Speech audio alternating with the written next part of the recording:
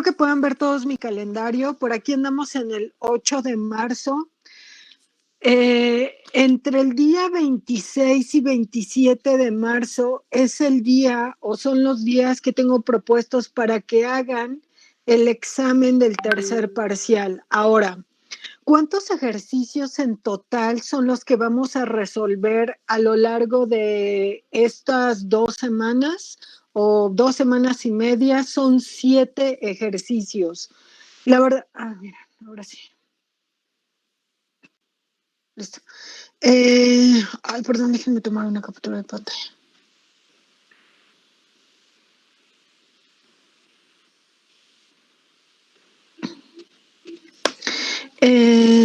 Entonces, les digo que son 7 ejercicios.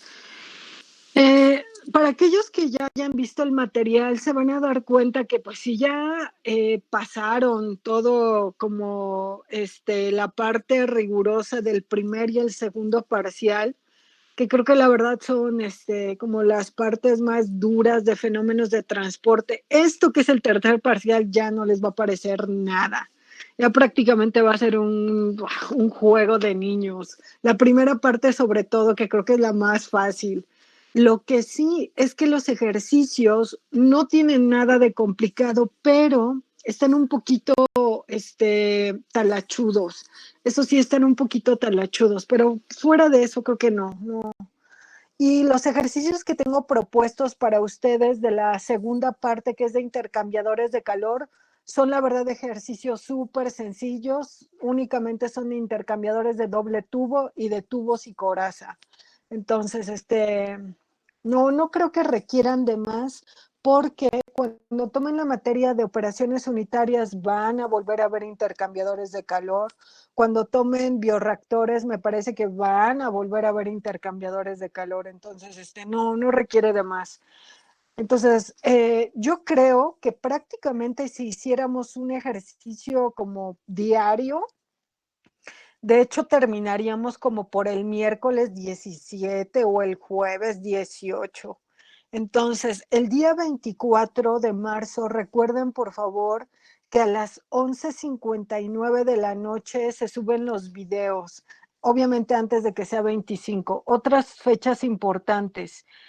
Del 29 de marzo, bueno, más bien empezando a partir del 29 de marzo empiezan sus vacaciones, van a tener 2 semanas de vacaciones, vean toda esta semana del 29 al 2 de abril, bueno, del 29 de marzo al 2 de abril, y también la semana del 5 de abril al 9 de abril, y regresamos el 12. Prácticamente nosotros ya nada más vamos a regresar, porque si ustedes hacen examen el día o 26 viernes o 27 sábado, cuando regresemos de vacaciones a primera hora, que es el 12 de abril, ustedes ya verían las calificaciones del tercer parcial a primera hora. Para aquellos que haya alguna probabilidad de que hagan extraordinario, recuerden que el día martes 27 de abril es el día que se meten las solicitudes para pedir el extraordinario en la primera vuelta, y se presenta el examen o los exámenes extraordinarios entre el 28 y 29 de abril, que es miércoles y jueves.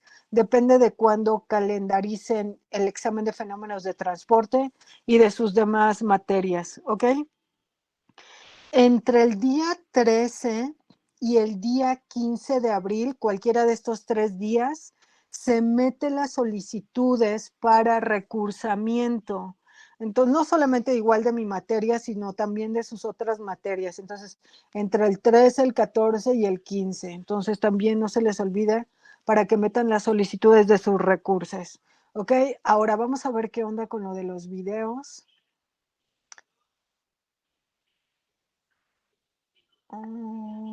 En esta parte donde dice trabajo en clase, está ya el material del tercer parcial, todo lo que tuvo que ver con el segundo parcial, y está la parte de los videos. Voy a abrir esta donde dice videos del tercer parcial, donde están las instrucciones. ¿Cuántos videos obligatorios son? Únicamente uno. el segundo video que tiene que ver con el segundo tema, que son equipos de transferencia de calor. Nosotros solamente vamos a ver intercambiadores de calor porque son como los más comunes, no los únicos, pero sí los más comunes, y de ahí se pueden adaptar a un montón de equipos. Entonces, el segundo video se trata acerca de hacer un intercambiador de calor. Yo sugiero que sea o un intercambiador de calor de doble tubo o algún intercambiador de calor de los que les llamamos de tubos y coraza. Entonces, ¿por qué no es obligatorio hacer el segundo video? Porque la verdad es que no está nada fácil construir un intercambiador de calor. Ya seguramente ustedes lo pueden googlear, ir a YouTube y buscar experimentos de cómo han hecho intercambiadores de calor y cómo es que los ponen a funcionar. Entonces, la verdad es que requiere hacer un gasto económico. Esa es la razón por la cual no es obligatorio. Aquellos que crean que lo necesitan un montón por lo del puntaje y etcétera, les pondría 1.5 sobre la calificación de su tercer parcial. Eso quiere decir que si sacan 7, pues tendrían 8.5 y así, de ahí para el real, ¿no? Depende de cuánto hayan sacado. Y bueno, obviamente 1.5 depende si está muy bien hecho el video. Ahora, el ejercicio o los ejercicios propuestos para poder meter en este video aún no están en Classroom, porque apenas los estoy escogiendo. Espero que entre el fin de semana, máximo, espero que ya lo puedan ver. Entonces, eso. No sé si tengan dudas de esta parte de los videos. No. Incluso hasta lo puse en verdecito para que vean que ese video no es obligatorio. Porque les digo que sí está, pues sí está pesado, la verdad. Entonces yo creo que si no es necesario, no hagan ese video. Pero bueno. ¿Por qué? Pues porque les digo que la verdad los ejercicios no están difíciles. Entonces no lo creo necesario. Maestra, tengo una duda sobre, bueno, creo que el parcial pasado nos había preguntado que si, o sea, que si íbamos a entregar la, bueno, sobre, ay, se me olvidó, bueno, sobre los ejercicios que se hacen en el examen y la asistencia, o hacer como algo diferente. Ya, sí. Nada más que, como les pregunté el parcial pasado, y ustedes me habían dicho que no, ustedes querían seguir con la misma evaluación, pues por eso yo ya no se los mencioné. ¿Quieren cambiarlo? Sí, profe. Ok, entonces denme chance, y espero que el miércoles que nos volvemos a ver, les digo cuál sería el trabajo si es que deciden hacerlo, que seguramente va a ser algo parecido, un tema, seguramente que tenga que ver con un tipo de intercambiadores de calor que son los de aleta. No está difícil, y seguramente tendrían que hacer como una presentación, así igualito como la vez pasada, que de un pequeño tema, un tema muy específico, que yo escoja de un libro, hagan como una presentación y eso prácticamente sería, no sería más allá de eso, sería algo bastante Ok, similar. profe. Y tengo una duda. Entonces ya no, si escogemos hacer eso, ya no se va a evaluar por la asistencia en...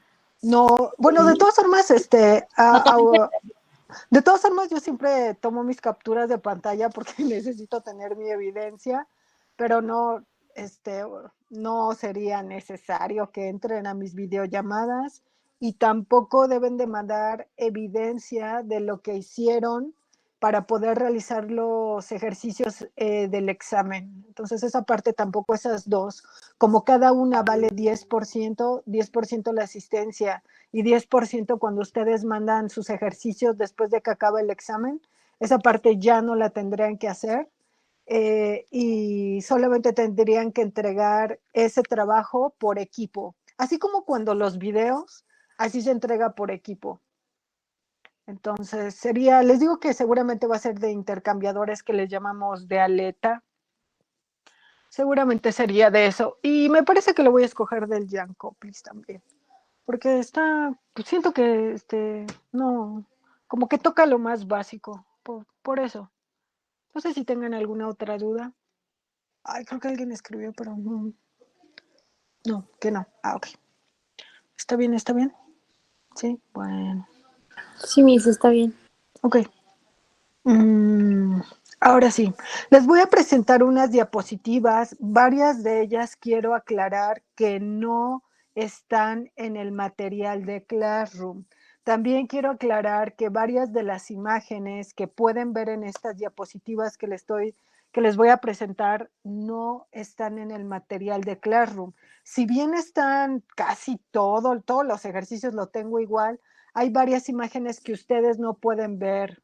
Y creo que así pasa con todo el material que subo. ¿Por qué? Porque si no, ya queda súper pesado y me tardo un montón en subirlo y pues me quita espacio en mi drive. Entonces, pero bueno, ahorita les voy a enseñar esas diapositivas. Esas que les digo que no están en el material de Classroom, la razón es porque únicamente son diapositivas de repaso, ¿ok? No es porque tengan que estar como a fuerza en este material del tercer parcial, únicamente son como de recordatorio de algunos pequeños temillas, pero bueno, fuera de eso lo tienen todo lo que van a ver está ahí. Entonces, empecemos viendo qué onda con cómo se llaman los temas. Los temas de este parcial de transferencia de calor está la parte de transmisión de calor entre fluidos y la otra parte se llama equipos de transmisión de calor y mecanismos de transmisión de calor. Esta parte como tal no la pongo, ya los mismos, cuando veamos intercambiadores de calor se van a dar cuenta que los mecanismos que usan los intercambiadores de calor son dos, conducción y convección. Entonces, eso. Ahora, el primer gran tema abarca mecanismos de transferencia de calor, ¿quiénes son? Convección, conducción y radiación. ¿Cuáles son los coeficientes de transferencia de calor que vamos a ver? Vamos a ver dos. Uno que viene de la ecuación de Fourier, que es un coeficiente de convección para la transferencia de calor, y el otro es un coeficiente de conducción. ¿Ok? Y bueno, pues la mayoría de las ecuaciones que van a ver en esta parte tienen que ver con que las desglosaron de la ecuación de Fourier, solamente que para diferentes formas. Eso. Por aquí anda una diapositiva que dice cuáles serían algunos de los equipos más importantes que utilizan transferencia de calor. No se los voy a leer. Esta diapositiva sí está en el material. Ahora, esta parte quisiera que tal vez algunos sí lo saben, otros a veces nos cuesta un poco trabajo recordarlo, pero se van a dar cuenta que las materias que seguramente ya van a tomar a partir de que vayan en sexto, ya no traen muchas cosas como que definiciones y así, ya son cosas que vieron en termodinámica, vieron en fisicoquímica, vieron en fenómenos de transporte, vieron en las químicas y todo lo demás, en microbiología y ese tipo de cosas, ya todo eso ahora sí lo van a aplicar. Por eso es que creo que es tan importante que ya definamos qué onda con los diferentes tipos de energía. ¿Por qué? Porque todo en esta vida se mueve a través de la energía. Siendo así, la energía total en un sistema puede tener varias de estas o solamente una. ¿Cuáles son? Pues que puede hacer la energía, que mecánica, que térmica, que potencial, que cinética, que magnética, química, nuclear y eléctrica, ¿ok? Ahora, otro concepto también importante es que ya debemos de saber qué es la energía macroscópica. Como su nombre lo dice, pues así a simple vista no se ve qué es lo que tiene que ver con esa energía. Tan no se ve que tiene que ver con las moléculas, específicamente qué de las moléculas, su estructura y su actividad. Y cuando hablo de su actividad me refiero a que hay moléculas que son muy energéticas y otras que son poco energéticas. De ahí también se deriva el concepto de energía interna. Imaginemos que un sistema no solamente está hecho de una molécula, sino de diferentes tipos de molécula. Entonces sería la sumatoria de todas las interacciones moleculares que hay entre ellas, de qué tan energéticas son unas y otras, específicamente qué tanto se mueven. Eso nos lleva a la energía cinética y también nos llevan a hablar un poquito más allá, viendo cómo está posicionados sus electrones. Eso me habla de la energía potencial. También en la parte como de ingeniería se toca mucho un concepto al que le llamamos calor sensible o energía sensible. Si lo recuerdan tal vez de sus clases de termo, esa es como una pequeña partecita de la energía interna. El calor sensible estudia qué tanto o qué tan poco se mueven las moléculas y por qué. Ahora, otro concepto que ya tiene que ver, que lo van a ver full con los equipos que hacen transferencia de calor, sobre todo aquellos que me ayudan a hacer un cambio de fase. Se llama calor latente. Muy raros, muy pocos profesores que tocan esta parte de ingeniería le dicen energía latente. Creo que la mayoría lo conocemos como calor latente, pero bueno, también se llama energía latente. Siempre que vean un equipo que hace cambio de fase, seguro que el calor latente está presente y seguro que lo van a utilizar para algo, como por ejemplo las torres de destilación, como por ejemplo los evaporadores, ¿ok? Ahora, otros dos que la verdad creo que son, uno creo que es el más sencillo de todos, la energía química, no porque no implica hacer muchas cosas, sino porque creo que la mayoría lo entendemos, que tiene que ver con los enlaces. Recordemos, y creo que si ustedes lo saben bien, se aplica un montón como para su área. Cuando ustedes ven esto de las rutas metabólicas, a ustedes siempre se les dice que hay una cosa que se mueve por medio de la energía, que si el ATP, que si el NAT y ese tipo de cosas. Cuando se rompen, por ejemplo, los enlaces fosfato, por ejemplo, en una molécula de ATP, los profesores les han dicho que se genera energía. Pues más o menos algo así tiene que ver. La otra también súper importante que ya está moviendo este mundo desde hace muchos años es la energía nuclear. Esa tiene que ver específicamente pues con las partículas subatómicas que están en los núcleos. Ahora, ya yo pienso que ya nos hemos familiarizado bastante con unidades de energía, pero bueno, siempre es importante saber cuáles son. Creo que la más importante de todas es la que utiliza el sistema internacional, que son los joules o los kilojoules. Otra que también se utiliza bastante es la caloría o la kilocaloría.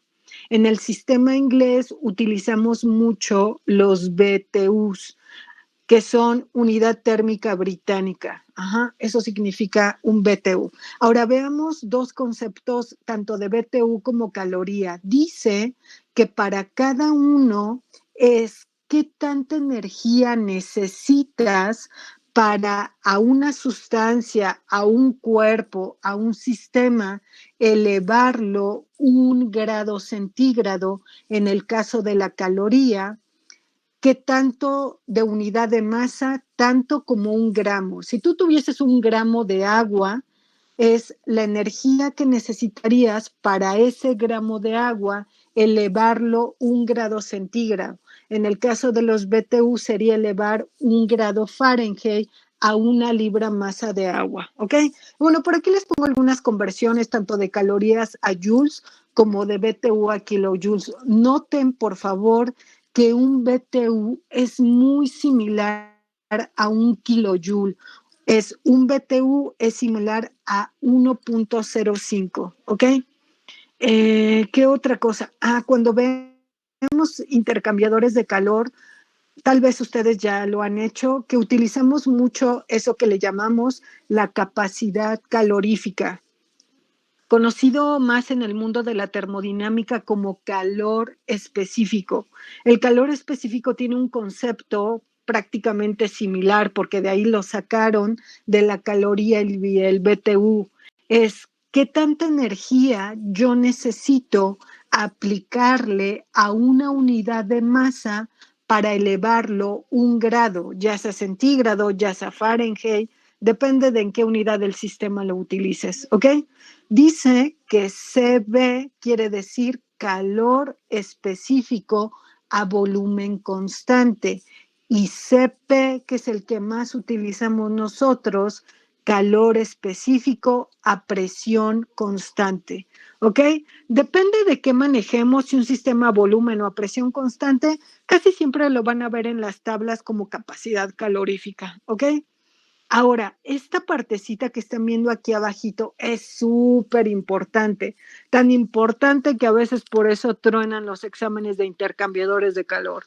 Bueno, tal vez ustedes no, porque simplemente es una parte como un pequeño tema, pero suele suceder, suele suceder. Entonces, se los voy a poner como en números. Espero que puedan ver mi cuadrícula. ¿La pueden ver? Sí, profe. Sí, ok, se los voy a explicar con números para que nos entendamos mejor. Por ahí dice ese concepto que les puse, que la diferencia de temperatura en la unidad de grados centígrados va a ser igual a la diferencia de temperatura en Kelvin. Y parecería que es una cosa, pues, que todo el mundo la puede entender, pero les suele suceder esto. Imaginemos que en la fórmula donde hay delta T, requiere que yo la utilice en grados centígrados, ¿ok? Entonces me dan valores y me dicen algo como que temperatura 1 es igual a 50 grados centígrados. Temperatura 2 me dicen que es igual a 30 grados centígrados. Y de esto requiero sacar la diferencia de temperatura.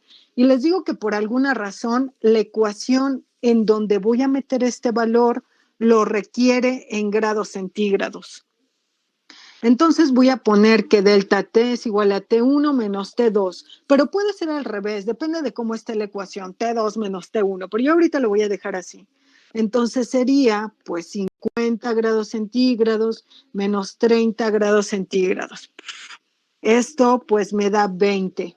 Y si lo necesito en grados centígrados, le pongo 20 grados centígrados y boom, lo meto en la ecuación y tan tan.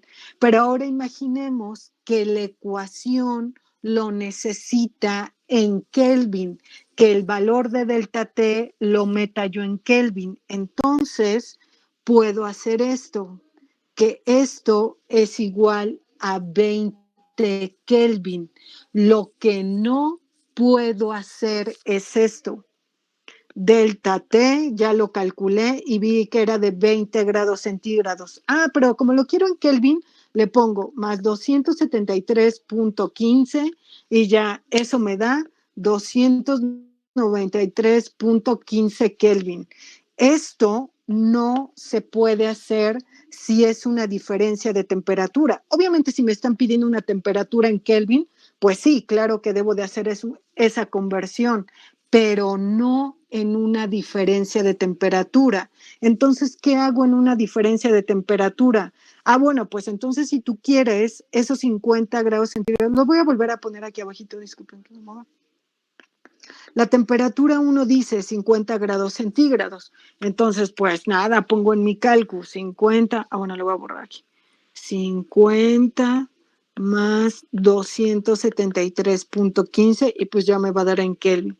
Temperatura 2, 30 grados centígrados más 273.15, ¿ok? Entonces, en el primero si lo hacen 50 más 273.15, no sé si por ahí tengan sus cálculos, 323.15. Y en el otro se van a dar cuenta que da 303.15 Kelvin. Ahora, Cuando hago la diferencia de temperatura, si ustedes gustan hacerlo en este momento para que se den cuenta, 323 menos 303 me da 20. Y sin problema, aunque yo lo haya hecho para Kelvin, también lo puedo poner en grados centígrados si es que lo necesito. Y también esa es la razón por la cual lo puedo utilizar también en Kelvin. Solamente para esas dos. Ya si estamos hablando de Fahrenheit o Rankine, ya ese ya es otro cantar. Pero la relación entre grados centígrados y Kelvin es la misma, la diferencia de temperatura. Entonces, ojo, porque ¿cómo les pasa? Pero un buen que hacen esto. Y ya cuando hacen esto, ya valió todo. Aunque hayan hecho todo bien. Y les pasa mucho, no sé por qué. Pero bueno, cuando es un delta T, no sumemos más 273. El valor que se quede, ese lo pueden poner en las dos unidades. Entonces, por ahí alguien que me diga que sí me entendieron, por favor. Sí, profe, sí entendí. Sí, Sí. Gracias. Oigan, perdón, ya no les dije al inicio, pero si en algún momento ya me dejan de escuchar o me escuchan cortada o ya no están entendiendo nada de lo que digo, alguien prenda su micrófono y dígame. Y y corto esta videollamada para no hacerlos perder como mucho ese tiempo. Ahora, ¿qué otra cosa? Déjenme ver. Si nosotros quisiéramos, ya que estábamos hablando que de energías y que no sé qué, si nosotros quisiéramos calcular la energía interna de un sistema, podemos utilizar el valor de la capacidad calorífica o calor específico, como multiplicando ese que se encuentra en tablas por la masa, que normalmente o la sabemos o siempre agarramos y ponemos 1 kilogramo o 100 kilogramos de base o 1 gramo de base. Y la diferencia de temperatura. Entonces, nada, esa parte. Esta. Creo que más o menos la mayoría tenemos, creo que bastante claro el concepto de que si tengo, por ejemplo, estas dos manitas, una de ellas claramente se ve que está en una temperatura un poco más elevada que la otra. Digamos que la otra mano está como tibia. Por ahí dice que una está 90 Fahrenheit y la otra 87.2 grados Fahrenheit. En el momento que estas dos manos se unan, la mano con la temperatura más elevada o el objeto con la temperatura más elevada empezará a transferir energía térmica a la otra mano. Siempre va a ser así, siempre, por siempre y para siempre, ¿ok? Bueno, aunque estos físicos cuánticos creo que ya lograron hacer algo lo inverso, pero bueno, no hablemos aún de esos temas. Ahora, la pregunta aquí sería, ¿en qué momento para esa transferencia de calor de la manita más caliente a la manita más fría? ¿Es infinito? O sea, todo el tiempo que las manos estén tocándose, todo el tiempo la mano más caliente le transferirá calor a la que está más fría, ¿o en qué momento ya no? ¿Habrá que pase ese momento? Entonces, esa pregunta es súper importante. Bueno, ahorita les voy a decir la respuesta. Ahora, siempre que haya una diferencia de temperatura, habrá un flujo de calor, siempre del lado más caliente al lado más frío, ¿ok? Cuando en un objeto exista transferencia de calor, pero no haya diferencia de temperatura, entonces decimos que esa energía está siendo llevada a cabo por trabajo, ¿ok? Entonces, siempre que decimos ya como de manera formal, que la fuerza impulsora sea el gradiente de temperatura, que es la diferencia entre una temperatura y la otra de dos objetos, entonces, pues siempre será esa la fuerza impulsora, la transferencia de calor. Ya cuando no sea eso, por medio de otra cosa que se esté transfiriendo energía, será por trabajo, que si un pistón está chambeando en el motor de mi automóvil, que una flecha rotatoria, que un alambre eléctrico, etc., etc., etc., ¿ok? Ahora, todas las ecuaciones de las que vamos a hacer uso a partir de este momento se derivan de la primera ley de la termodinámica. ¿Y qué onda con la primera ley de la termodinámica? No, pues es que esa ya me la sé, creo que desde que era chiquito. Esa, o algunos le dicen, principio de la conservación de la energía. No, pues que si la energía no se crea ni se destruye, que solo se transforma. No, pues ajá, y qué bueno. Y, bueno, pues eso me lleva a decir que toda la energía que entra es la mismita cantidad de energía que debe de salir, la misma. ¿Ok? Ni un BTU más, ni un BTU menos, ni una caloría más, ni una caloría menos. Decimos que eso pasa siempre en estado estacionario, ¿ok? Ahora, ¿pero qué pasa cuando no es estado estacionario? Pero ¿cómo es que no sé qué eso de que no sea estado estacionario?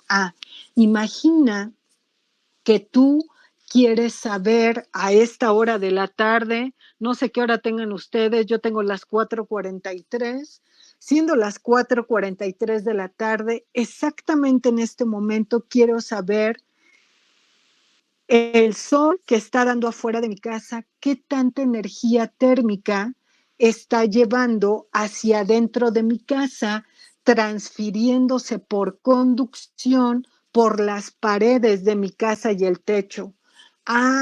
Pues si en este momento exacto, pues que pues dame chance, ¿no? En lo que lo calculo así rápido, mido la temperatura de afuera, la de adentro de mi casa, veo el grosor de la pared y pues ya te hago tu cálculo, ¿no?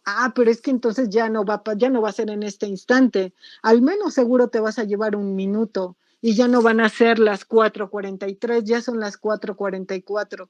Chin, es que seguramente puede ser que, no sé ustedes, pero ahorita en mi casa hace un montón de calor. Eso quiere decir que seguramente aproximadamente como entre las 10 y las 11 de la mañana, la temperatura se está elevando de manera exponencial. Pues al parecer ya a partir como de que sean las 6 de la tarde, ya la temperatura irá disminuyendo. Eso quiere decir que afuera de mi casa la temperatura no es constante, está cambiando todo el tiempo. A eso le llamo un estado de transición o un estado no estacionario, ¿ok? En momentos determinados puedo calcular la temperatura del exterior al interior de mi casa en ese momento exacto, tomándolo como estado estacionario, pero solo en un determinado momento. Si no lo tomo en ese determinado momento, entonces considero que pues todo el tiempo es un estado de transición. ¿Y ese cómo se calcula? Pues es la entrada de calor más el calor que se está generando porque ya se está haciendo más tarde, más calor, más calor, más calor. Eso va a ser igual a la salida del calor más la cantidad de calor que se esté acumulando en mi casa. ¿Ok? Entonces hay que tener bien claro qué onda con esas dos cosas. ¿Cuáles son los tres mecanismos de transferencia de calor? Pues creo que ya varios de nosotros lo sabemos, que por conducción, que por convección y que por radiación. En su mayoría, por ondas electromagnéticas. La radiación creo que es de las más geniales. Desafortunadamente sí es muy genial, pero ustedes ya lo verán a lo largo de estos ejercicios, que para nosotros debemos de despreciar la radiación. Eso quiere decir que nosotros nos vamos a enfocar en ejercicios de conducción y de convección. No sé si se acuerdan en termo que hicieron ejercicios que el cuerpo negro y esas cosas, que tanto absorbía el calor y no sé qué. Pues lo vamos a dejar como en esa parte. Nosotros no vamos a hacer de ese tipo de ejercicios. Les digo que porque en la mayoría del área ingenieril se desprecia la radiación, no en todos, no en todos. Pero bueno, por lo menos para hacerlo un poco más práctico, solamente nos concentraremos en la conducción y en la convección. Ahora, con respecto a la pregunta de las manitas, que hasta qué punto esta manita caliente le transfería calor a la manita fría, o sea, ¿en qué punto ya no? ¿O qué onda? ¿Eso va a ser infinito? ¿Y todo el tiempo esta manita caliente le va a transferir a la manita fría? No. En el momento, cuando ellas se están tocando, seguramente va a pasar un determinado tiempo y va a llegar un momento en que ambas manos tengan la misma temperatura.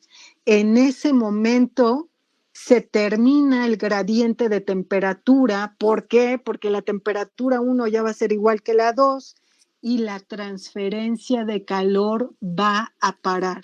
¿Ok? No se olviden también de eso, que es súper importante. ¿Qué otra? Pues por aquí anda la definición de conducción. Yo no se las voy a leer porque pues esto sí está en el material de Classroom. También está la ecuación del señor Fourier.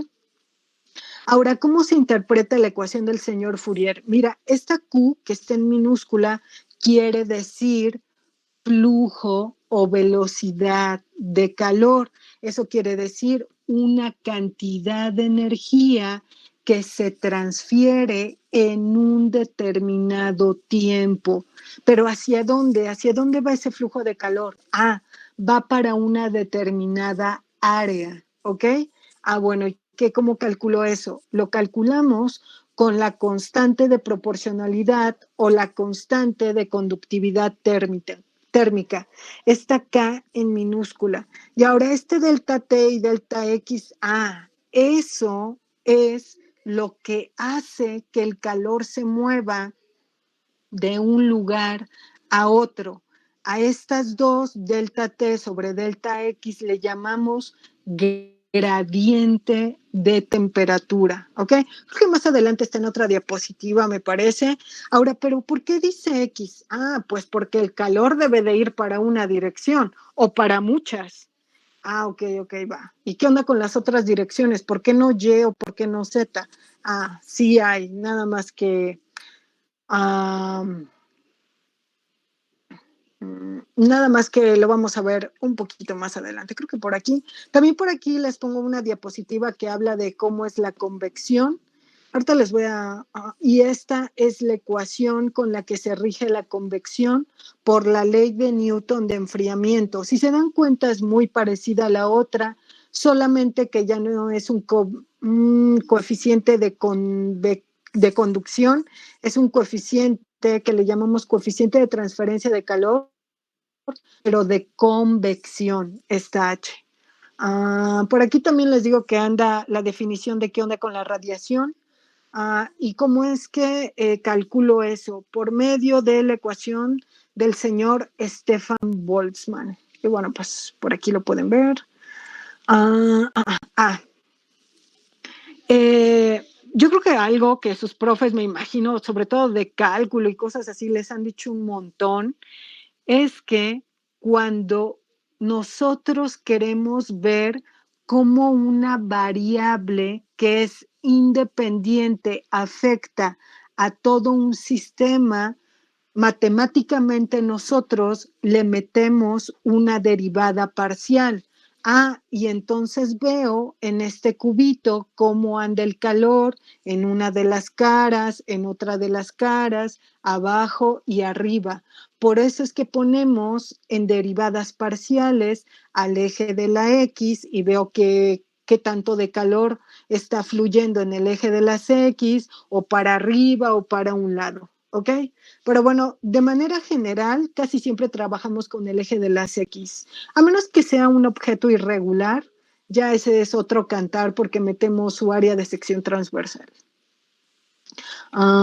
¿Qué otra? ¿Qué otra? No, pues esto ya lo pueden leer porque les digo que está ahí. De estas ecuaciones, de estos ejercicios, los primeros que vamos a resolver son muy poquitos, son 4.